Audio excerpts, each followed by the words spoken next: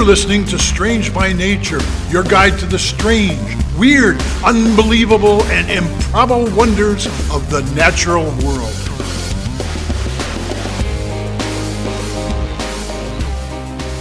Hello, everyone, and thanks for being here today. I'm Kirk Mona, and joining me are Rachel Gimza and Victoria Thompson.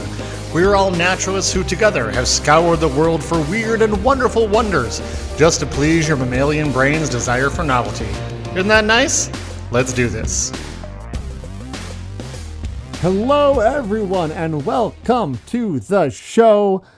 It is so good to be back with my amazing co-hosts, Victoria and Rachel. How are you today? Doing great. Glad to be here. Doing pretty good. Oh, Amazing. Always exciting. I feel so lucky to be able to share this show with two, amazingly talented people like you. So I have a gift for you. Oh, goody. Okay.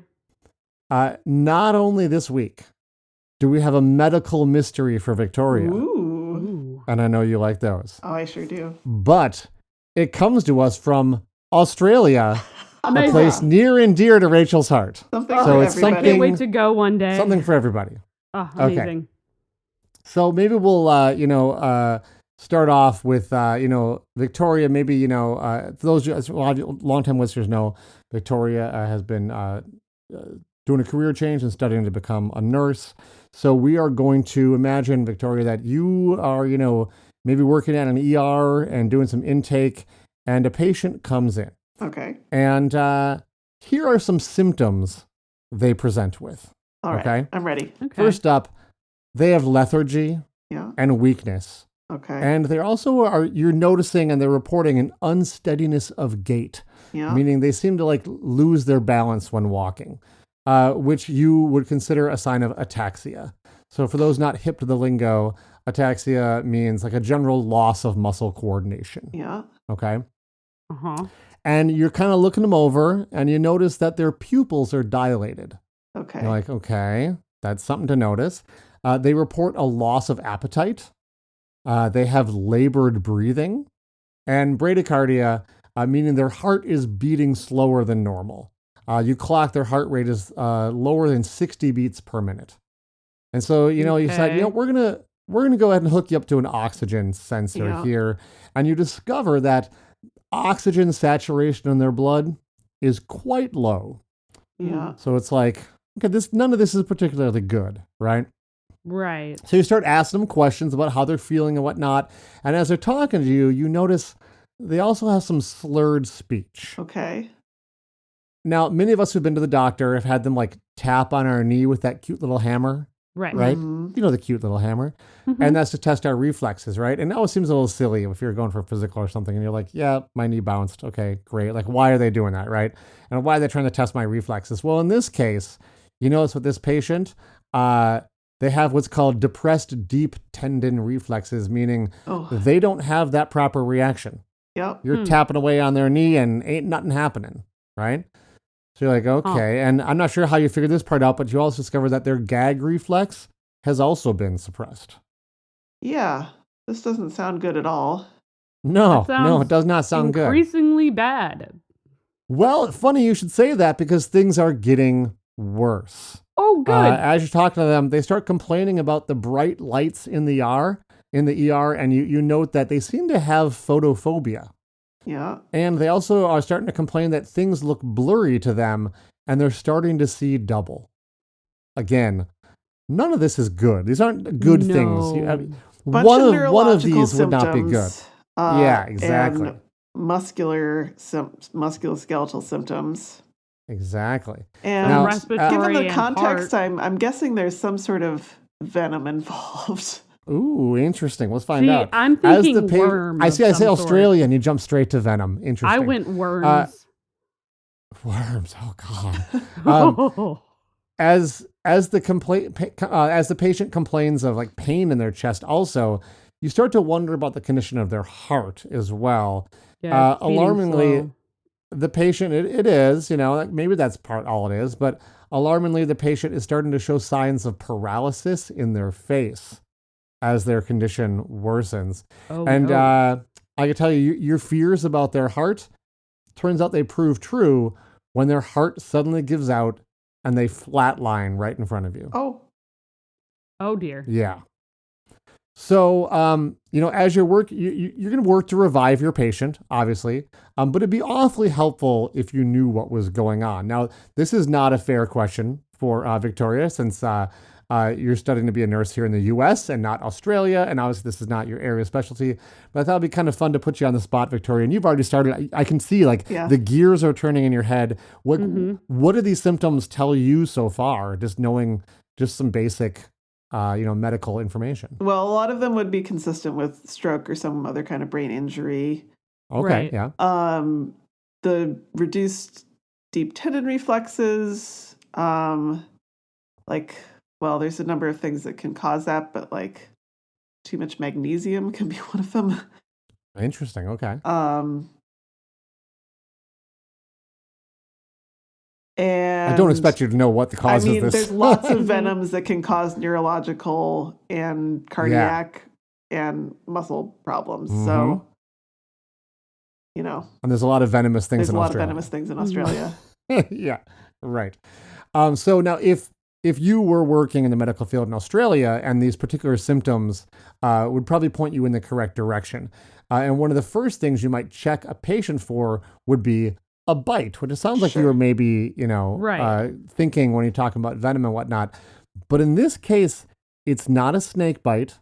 It's not a spider bite, but rather something that bit the patient and you're not going to like this at all, but is technically still biting the patient and feeding on their blood at this very moment. Oh, no. No. Ladies and gentlemen, No. I present to you the Australian paralysis tick. Oh, No. no. No. So maybe it wasn't a great gift to be bringing up ticks. I know that's not, most people don't like those.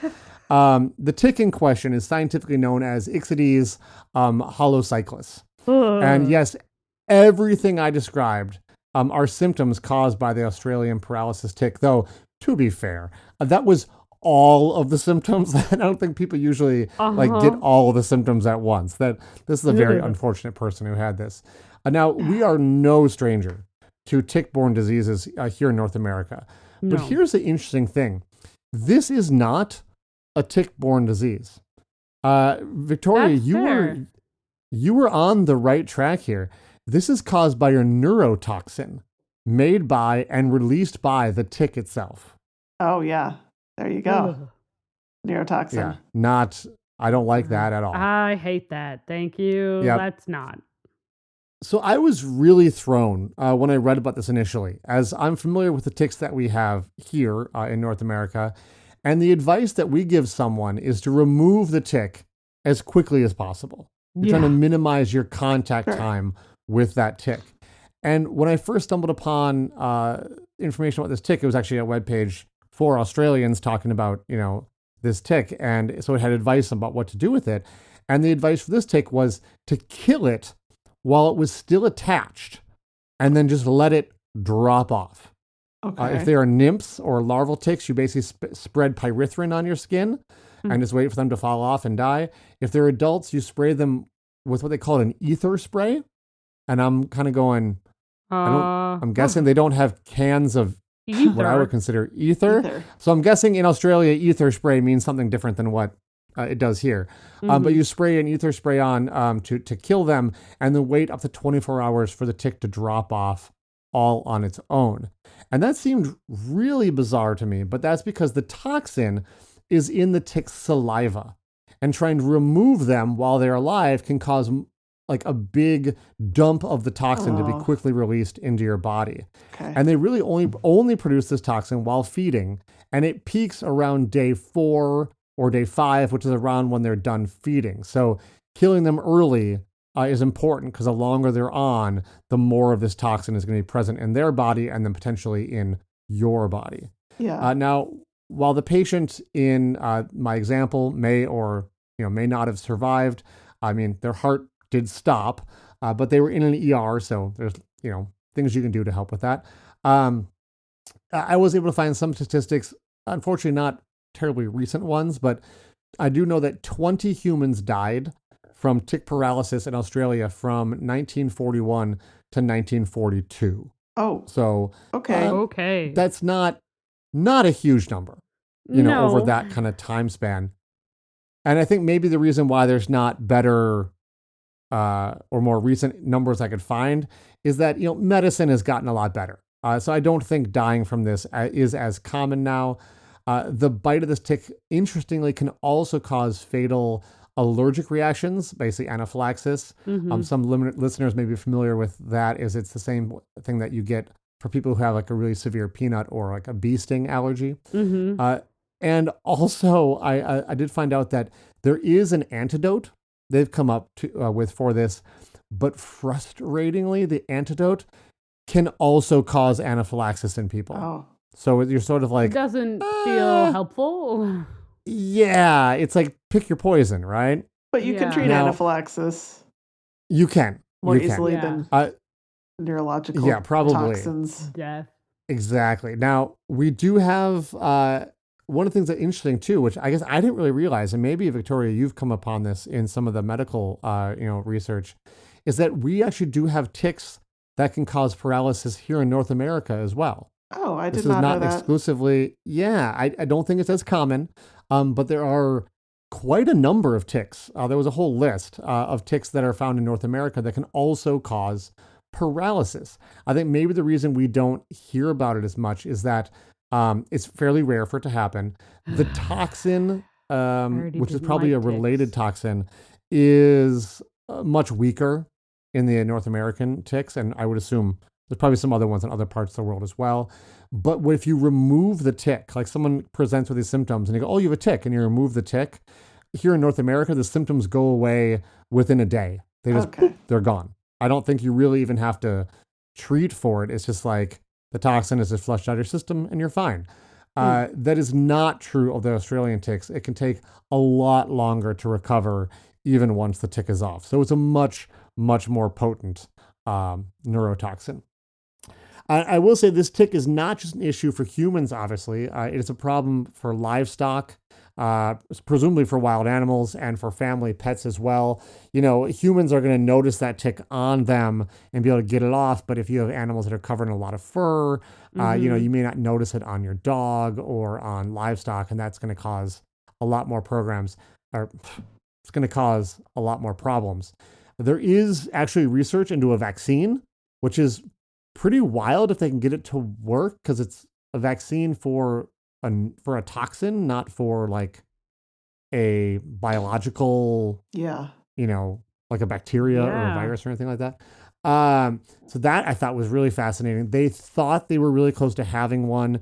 It kind of seemed to work, at least theoretically and in the lab and in studies. But when they actually tried it in the real world, it fell flat. It did not produce the response they wanted. So back to the drawing board on that. I think people would be interested if that did come out and it was something you were able to get if you live in an area that has these by the way are coastal on like the east coast of Australia, in wet areas. So not inland very far. So in these kind of wet coastal areas.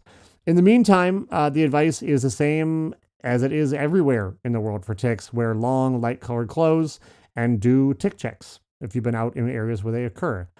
So I just thought that was super cool. I was not familiar with paralysis ticks. Just one more reason to not really be a big fan of ticks, right? So I don't like that's what I have for this week, though. My sources were the Australian Museum and the journal article, Tick Paralysis in Australia Caused by Ixodes holocyclus Newman. Very cool. Thank you. You're welcome. So we're going to take a break here. Our patrons will have no break because they pay for ad-free episodes. So if you don't want to hear the ads, I do encourage you to become a patron of the show. We really appreciate our patrons. Everyone else, I'm sorry, you have to sit through some ads. But when we come back, Rachel will have something fun for us. Oh, yeah.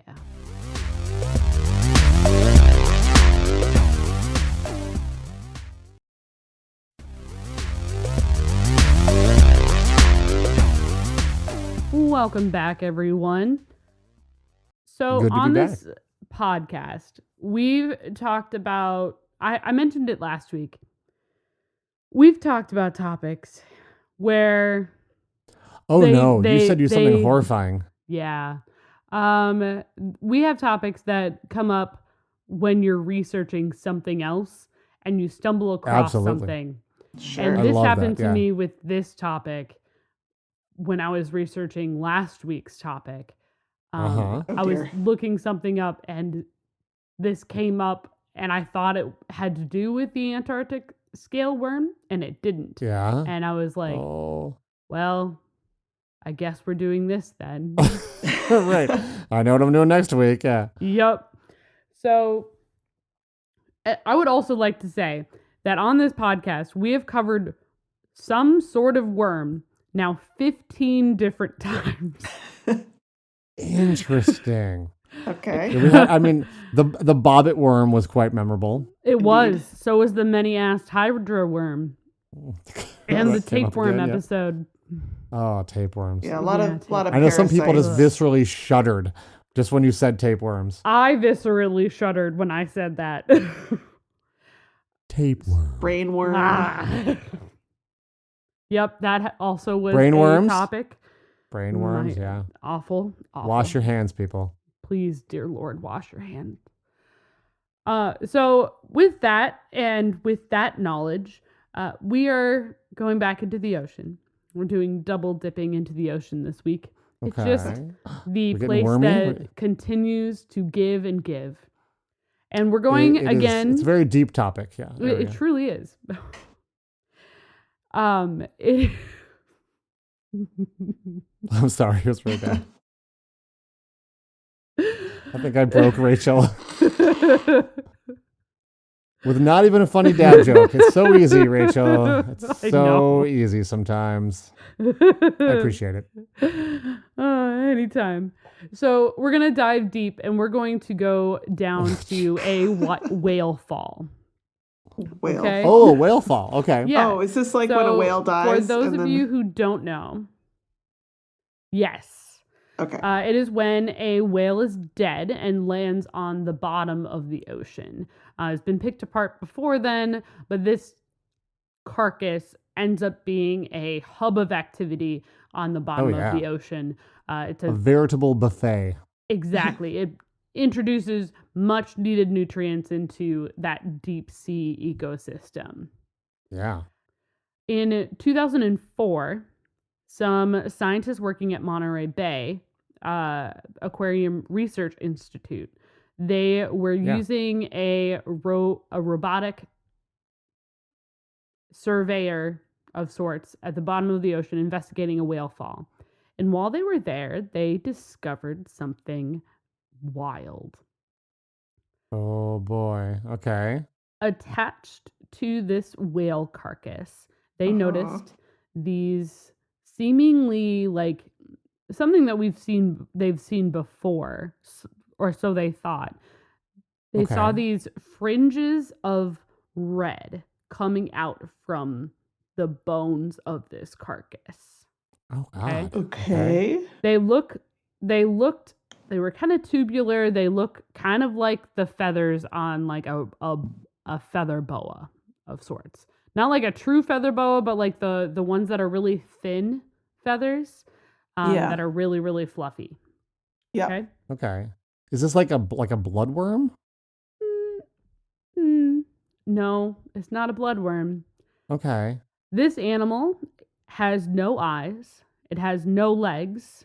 Doesn't have a mouth or a stomach. Oh. Oh. No matter. But What? it has these reddish plumes that are extending out into the water and like filtering and acting like gills because they are gills, allowing Okay. water to filter. And then it also has like this trunk that feeds into the bones. The bones have these greenish roots. What they discovered was something called a bone worm. A bone Bone worm. worm. A bone worm. Oh, So this sounds okay. So the so strange. worm's body Mhm. goes into the bone of the whale, and Or is then it Sort holding of. onto the outside? So it does have like a more transparent like tube that allows it to like hide if it gets disturbed at all. But its body is kind of both outside and inside of the bone. The worm itself is eating the bone of the whale. Okay. Wow. Which is wild because we've talked about this on the show. Bones are historically and like naturally really hard to eat. Most animals don't really eat bones. When they do eat bones, they're a great source of calcium. They're a great source of calcium. So animals will often not people, Rachel. Not people. I hope it's not people. They will, animals will often scrape. Mice and deer are really common in that, especially in the wintertime, scraping off parts of bones in order to get that much needed calcium. And there are a number of animals that do eat bones. I talked about a number of episodes.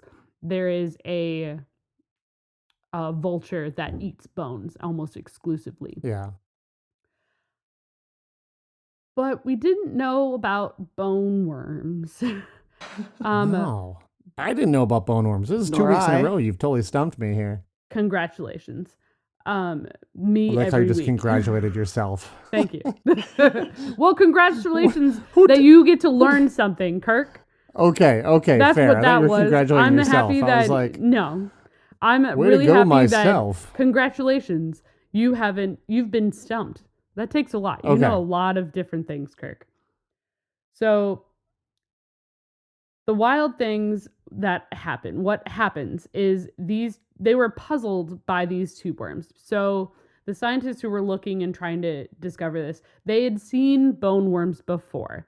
Generally, bone worms have a harem of the females have a harem of males attached to them, much smaller like little plumes, so that way they can get the male genetic material and produce eggs and be able to continue to grow along this whale carcass. oh, sure, okay. But this particular species, they couldn't find any of the they couldn't find any male tube worms. Okay. Oh. Okay. And they kept looking and they kept looking. They end up finding them, and they were microscopic. They were literally living within the bodies of the female worms. Oh my gosh. In their bodies? Uh-huh. That's so They bizarre. never developed past the larval stage of the worm and just were living inside of the female worm's body. As many as up to like 100 males can live in one female worm. What? Yeah. So strange. That is nuts. Yeah. So they disperse the eggs. They'll make lots of eggs, disperse them into the water, and then the males will attach themselves to whatever female they can that isn't necessarily related to them, I guess. And they'll just attach themselves, and they're always looking for new males for more and new genetic material. Just come on in. Hang out. Huh. Wild. And then once that whale skeleton, once the whale fall is gone, all of the bone-eating worms will actually die. So they'll release enough to be able to like transport along the currents and everything, but they're anchored into that whale carcass. They can't leave once they get past the larval stage. Interesting. Okay. So they'll keep going until they find a different whale carcass. Now, the young will, basically. yes, the young will keep going until they find Okay. a whale carcass to eat. Now, I don't know if you guys remember, but I told you that it doesn't have a mouth or a stomach. Yeah. I did notice that. No Yeah, that anus was odd. either, I'm assuming. Not as far as I know, no. So So, how and what and why and all that?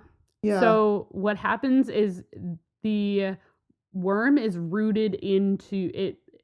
Has like a root system, I say with quotation marks, that are Sure. kind of greenish. We And could all they- see those at home, I'm sure. Oh, good.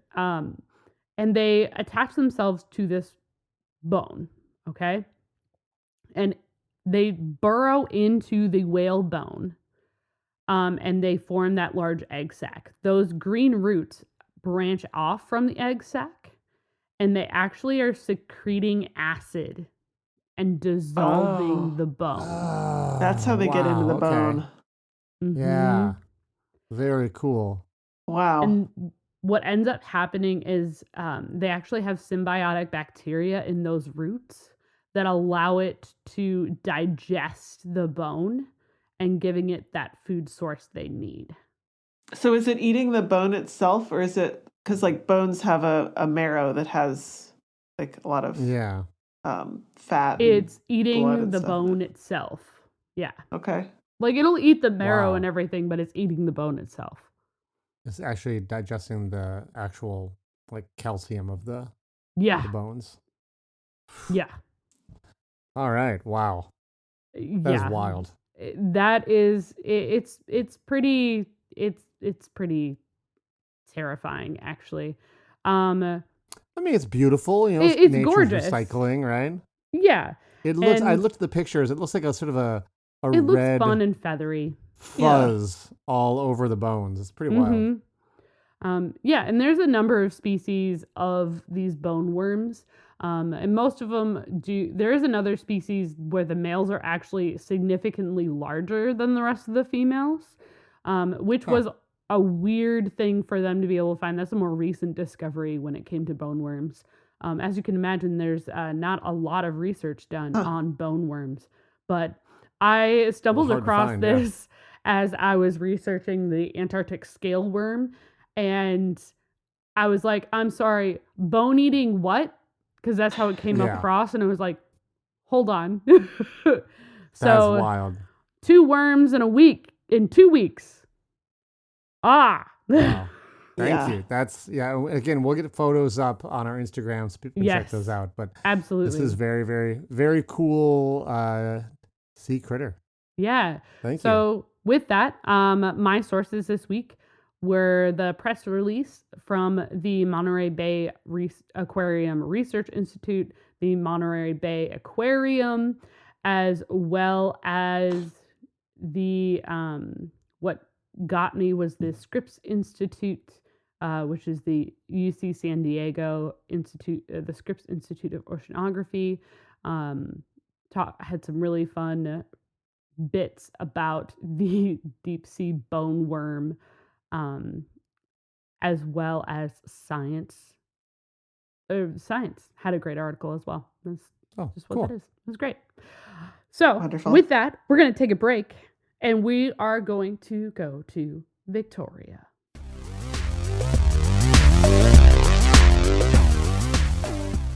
All right, we're back.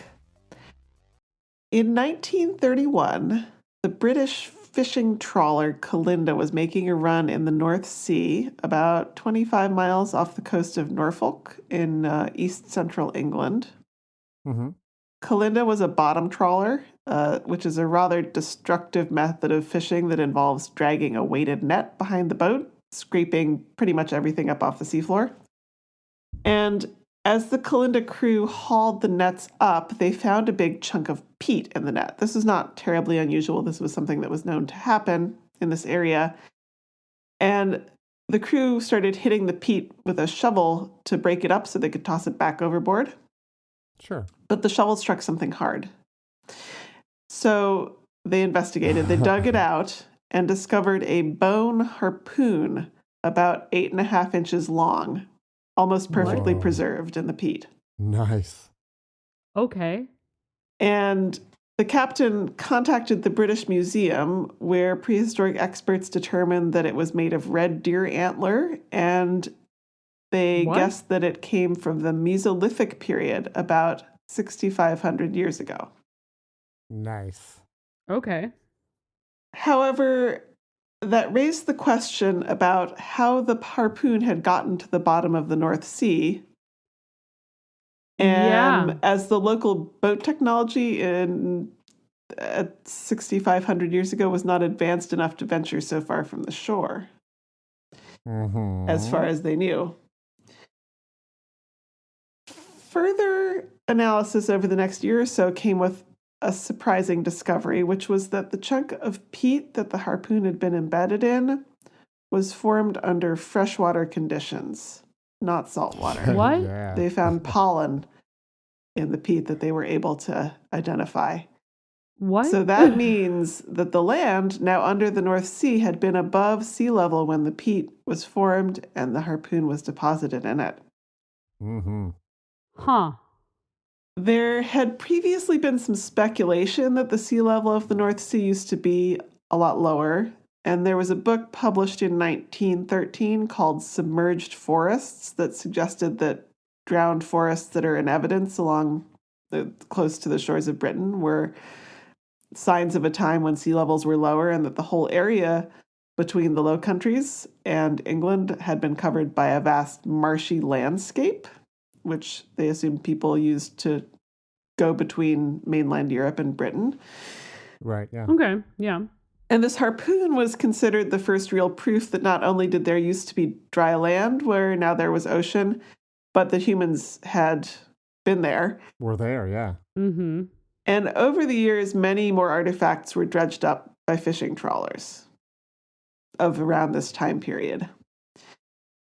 It only gradually dawned on people that this area of land had been real and that it had been much drier than originally thought.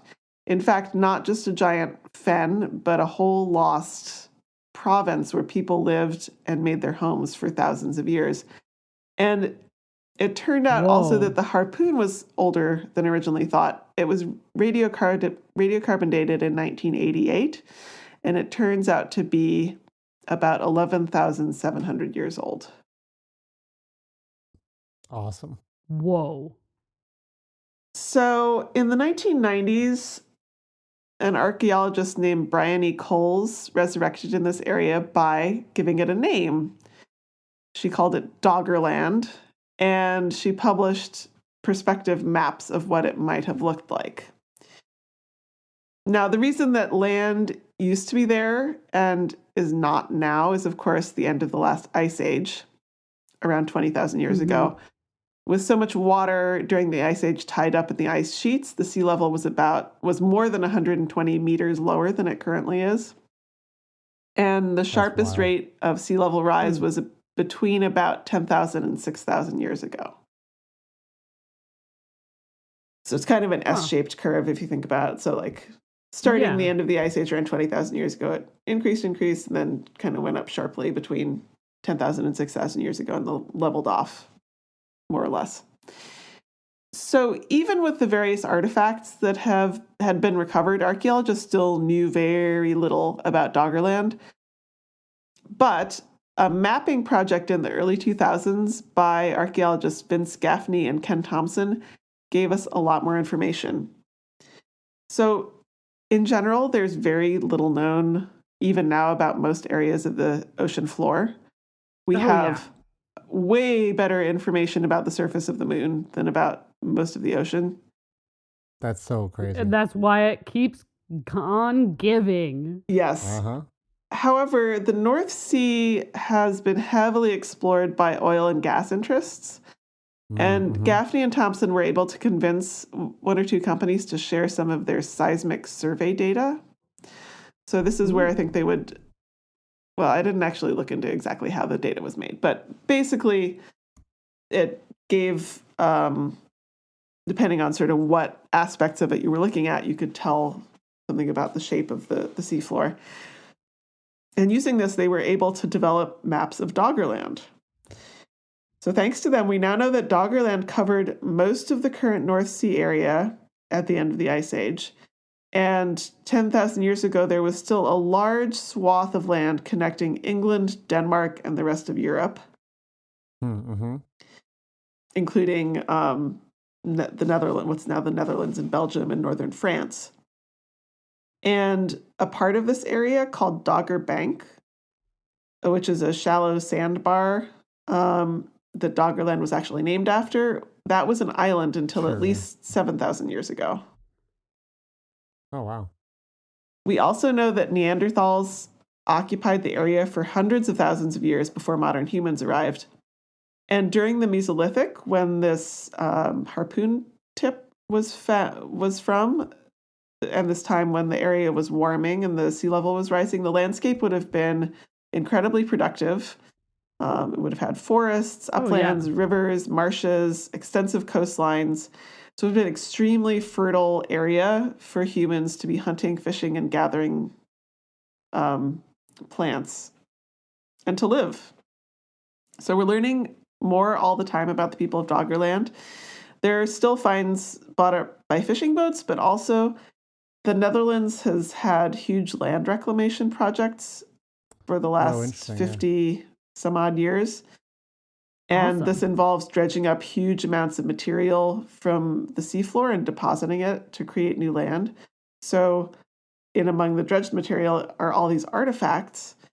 And because they've been preserved under the sediments of the ocean in this very cold environment, they're extremely well preserved. And so we're learning more and more about it all the time, finding everything from, similar harpoon materials to Neanderthal stone tools. Cool. But what archaeologists are really excited about is the idea that somewhere there under the North Sea, maybe in many places, are settlement sites. Because we don't have pretty much almost any information from sites on land about this time period in Europe. And we don't know much about the Mesolithic people. Of course, these sites are at the bottom of a cold and stormy sea. There is that, yeah. But if they're there, they would be also presumably extremely well preserved. So it's very tantalizing. Some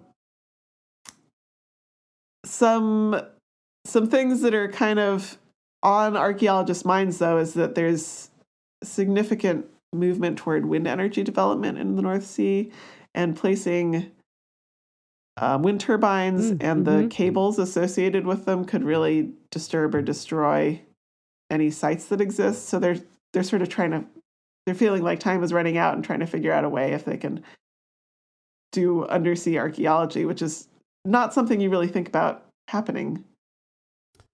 Yeah, that's tough to do. Yeah. I don't know. I was just, so that's really what I have. I was just enchanted by the idea of this land that used to exist where there's now the English Channel and the North Sea and all the people that used to walk around there and all we're learning about them. Right. Yeah, whole lives were lived in generations after generations for thousands of years of people living there, and all of a sudden it's like, nope, that's the bottom of a sea. It's weird to think that in the change can be that profound in the span of just, human, human existence of humanity. I mean, exactly, yeah. Probably my sources again. This week were an article in Archaeology magazine from March 2022 by Jason Urbanus. An article, it's not an article, it's like a book almost, but it's available online, called Europe's Lost World, The Rediscovery of Doggerland by Vincent Gaffney and colleagues from 2009, and an article from Science from January 2020 by Andrew Curry. Great, thank you. Yeah, that's it. That's our show. Woo! We made it. Yeah. Wow, very, very fun stuff. We'll see everybody next time, and thanks for stopping by. Yeah. Bye. Bye-bye. Bye. Thanks everyone for listening to today's show. Be sure to subscribe. New episodes drop every Wednesday, and we love sharing this strange world with all our listeners. If you would be so kind as to leave us a 5-star rating and review wherever you get your podcasts, that would be great. It lets other lovers of the strange discover the show. You can reach us by searching for Strange by Nature Podcast on Instagram, Facebook, and Blue Sky. You can send us an email as well. Our address is contact@strangebynaturepodcast.com. If you want more information about the show, you can check out our website, strangebynaturepodcast.com, and you can support the show and get ad-free episodes at patreon.com/strangebynature. Until next week, get outside, stay curious, and embrace the strange.